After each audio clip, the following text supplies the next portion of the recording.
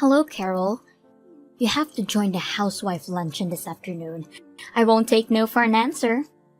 Oh, hi, Helen.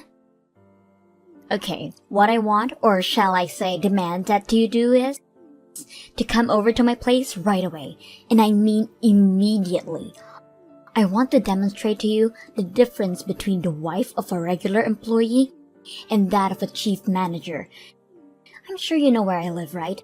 I mean, everyone knows. It's common knowledge among us housewives. You know the place right in front of the station, right? The one with the doorman?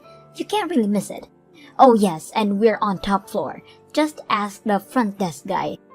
His name is James, nice fellow. He'll guide you right up, no problem.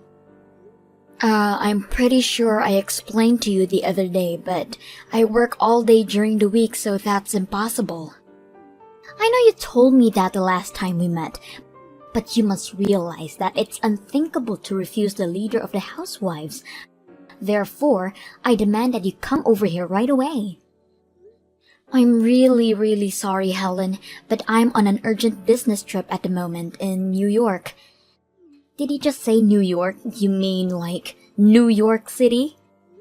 Yes, that's right, New York City, the Big Apple and what's more, but I won't be back until the day after tomorrow.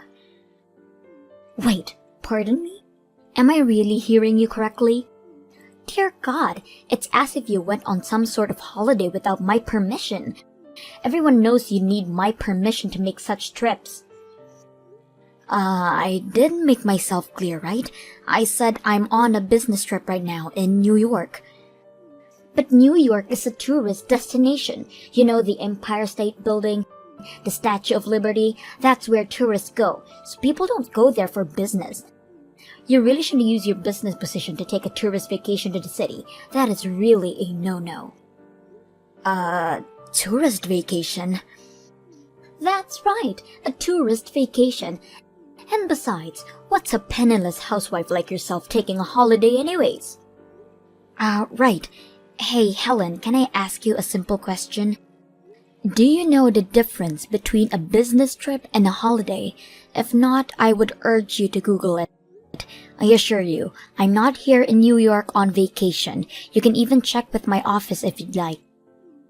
I really can't believe you would disobey me. I demand that you cancel that vacation right this minute and join our housewife's luncheon. I'm not fooling around here, Carol. I expect to see you here this afternoon on the dot. I'm really sorry. I have an important business meeting coming up. I really can't be bothered by all this. Pardon me? I really must be going, Helen. Goodbye. Carol, don't you dare hang up on me. We haven't concluded this conversation. I really can't believe that woman. Why does she have to be so difficult?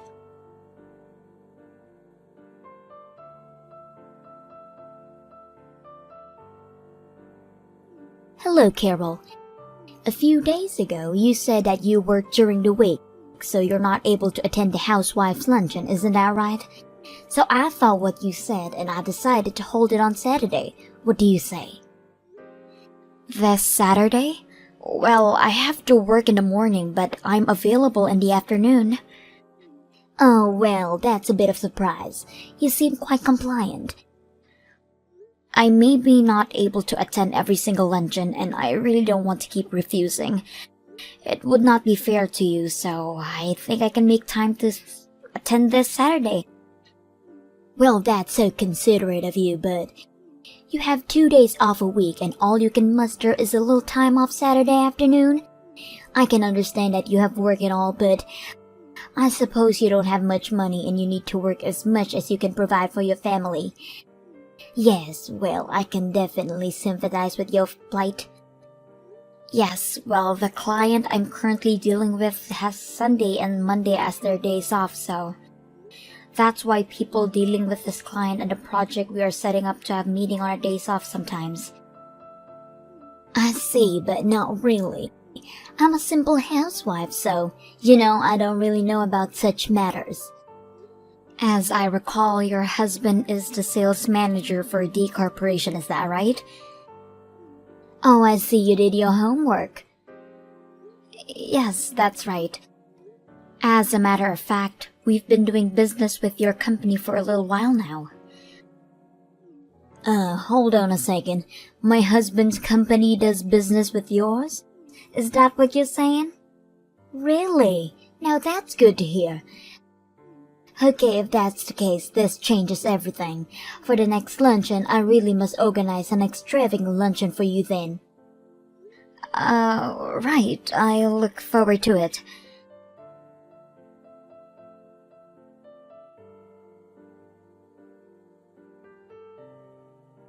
Hey, Carol, good morning. I take it you're headed over here now, am I right? Oh, hello, Helen. Yes, I just finished work, so I should be able to arrive there right about noon. Well, that's good to hear. I've prepared something special, so I hope you get here soon. This is going to be a wonderful luncheon.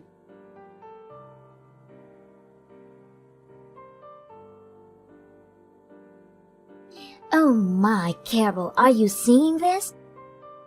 I can't believe that you suddenly left just because I accidentally spilled coffee on you. And anyhow, the coffee wasn't that hot. It's not as if you got burned or anything. Why are you so upset over a simple mistake? You're so touchy. I don't care what the temperature of the coffee was. What I'm pissed off about is you splashed that cup of coffee right in my face. That was no accident and everyone knows it. Still, it wasn't a big deal. You're overreacting way too much. Let's take a deep breath and talk like normal folks. Why don't we? I realize that you're poor and that you have no time to think about relationship or friends, but when I started talking about how my husband is a successful businessman and that he concluded a major deal with a top corporation, that's when I looked over at you. You had this huge frown on your face. You looked furious. I realized that you're always going on off your business trips, so I figured you must be assigned to the marketing department of your company, right? I bet you were jealous that my husband was able to snag that big project, that isn't it? It's just so obvious. I know my husband is the top sales manager, but I really wish you wouldn't get so envious of my husband. It's really undignified if you ask me. Oh, I see. So to you, I looked like I was jealous of your husband's success. That's why I looked upset? You know what, Carol? You really wear your emotions on your sleeve. I could read you a mile away. Your envy lit up like a neon sign. I was so overwhelmed by that jealousy that, this may sound strange, but it scared me, and I instinctively threw my cup of coffee in your face. So it really was not my intention. It was that look on your face that did. Frankly speaking, I loathe people like you, Carol. Yeah, well, likewise. Just to reiterate one more time, you're saying that it was your husband that said the major project that our company concluded was all because of your husband's marketing and negotiation skills? Is that what you said? That's right. The project was concluded by the M Corporation, a multi-million-dollar corporation. Well, that is sort of strange if you ask me. Strange? How? What I'm saying is, I distinctively remember that the sales rep that always come to our office was much younger and it was a woman. Excuse me? Your company? Are you saying? I doubt it. Are you an employee of M Corporation? Well, there are various problems that came up, so on Monday I wanted to discuss this matter with the person responsible for this project at our office. I really don't know what you're talking about. It all depends on the outcome of the discussion on Monday, but this entire business deal with your husband's company will probably be terminated. Wait, pardon me? Regarding this matter, like I said, we will discuss it with all involved and we will convey our conclusions directly to your husband's office. Carol, what is this about?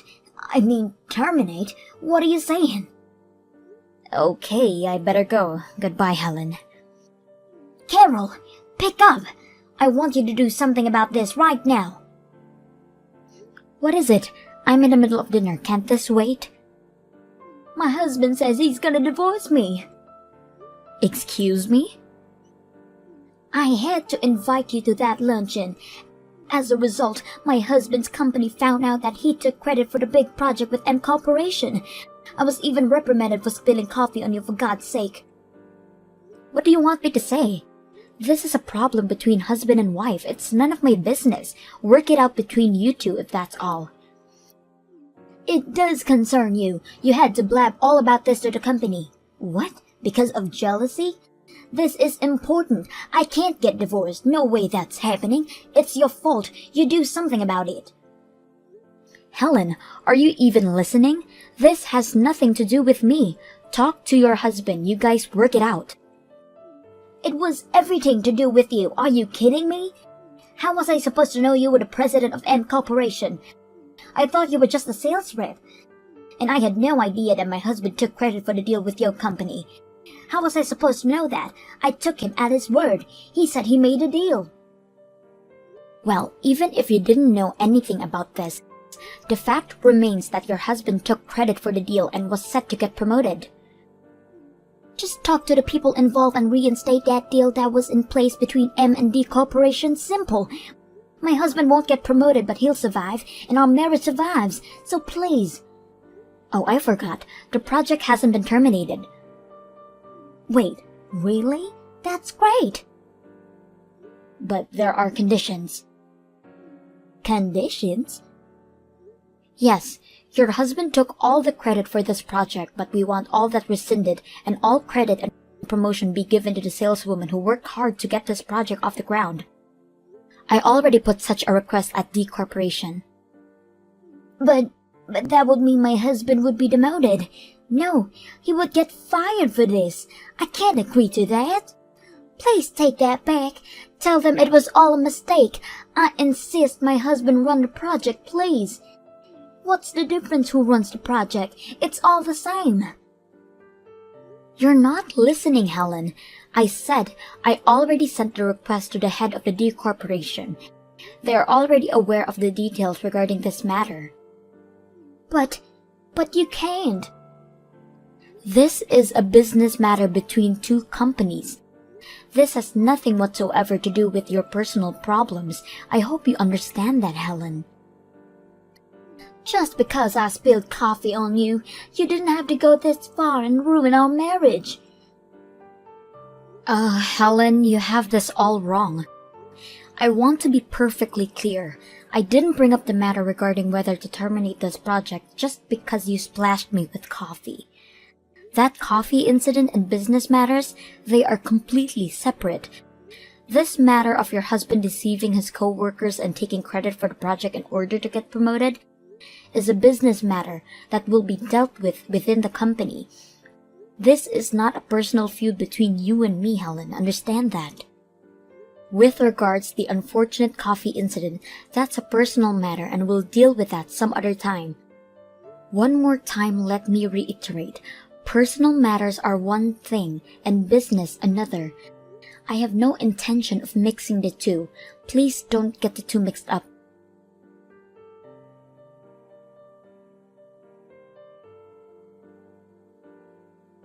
Carol, what is this? You're asking me to pay damages? Why me? What is this? Some kind of sick joke? Good evening, Helen. Did you know that intentionally splashing hot coffee on someone is a crime? It is considered assault. Hold on a second. What are you saying, Carol? Oh, and all that trash talk about me, that I'm some penniless housewife, that I eat cheap junk food? You also spread all kinds of lies about how I was heavily in debt and I borrowed money from shady loan sharks.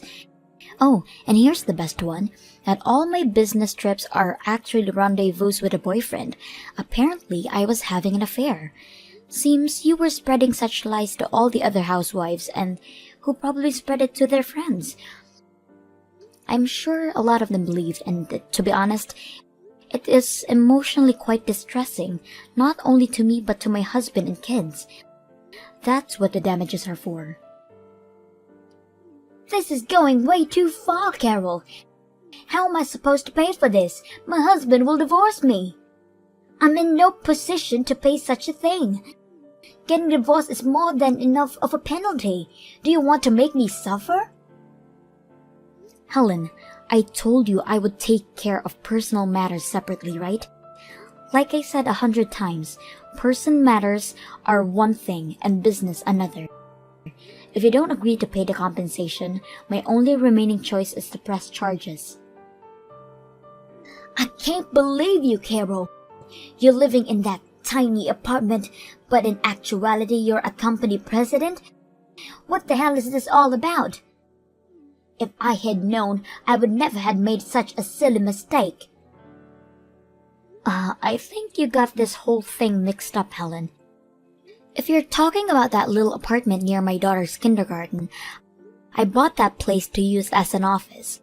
You know, to do remote work when I didn't have time. Excuse me? Remote work? Yes, our company incorporated a system where employees could work remotely. But I didn't want to work at home, so I bought this place near my daughter's kindergarten. It was just more convenient. Our home is way over on the west side, in the Hillsdale neighborhood. Hillsdale? That expensive neighborhood near the golf course? Can we finish up here? I really have a lot to do today. Pardon me? I would rather that we communicate through my lawyer going forward. I really must get going. Goodbye, Helen. Wait, don't go yet. We need to talk about this.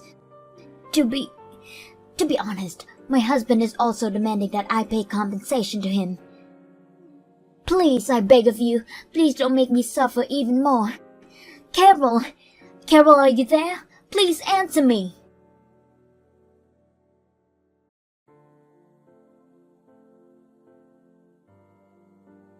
A few days later, the full amount that I demanded was deposited into my account. I guess my lawyer called her and explained the whole thing to her, so she really had no choice about her husband demanding money from her, apparently. Helen was having an affair. I heard that the guy she was seeing was the father from a kindergarten. I probably know the guy. As for her husband, he was forced to resign. Helen obviously couldn't pay for all the damages that was thrust upon her, and ultimately, it was her folks that covered the costs. They weren't too happy about it, to say the least. Last I heard, she's working 2 jobs, day in, day out, to pay her debts. What's more, she apparently never worked a day in her life before. I later heard from one of the housewives that she received a line message from her complaining about the long and hard days she has to work. She was evidently sending all the housewives such messages on a regular basis. They got so tired of it that they blocked her from their line apps. Must have been quite an onslaught of messages.